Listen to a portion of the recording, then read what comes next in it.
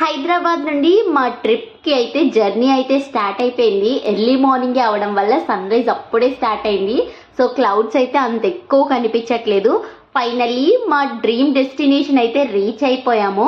ఎక్కడికి వచ్చామో తెలుసా? కేరళ స్టేట్ కొచ్చిలో దిగం. అక్కడ నుండి ఆలపీకి వెళ్ళాము. బోట్ హౌస్లో ఒక డే అంతా స్టే చేయాలని.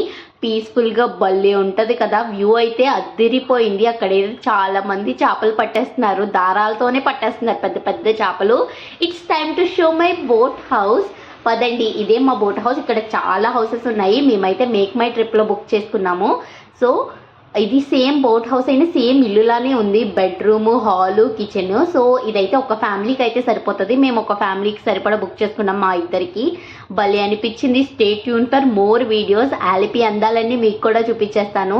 ఎప్పటి నుండో బోట్ హౌస్లో 1 డే అంతా స్టే చేయాలనుకున్నాను. ఇప్పటికీ నా కళ నెరవేరింది. భలే ఉంది. సేమ్ ఇల్లు ఎలా ఉందో అలానే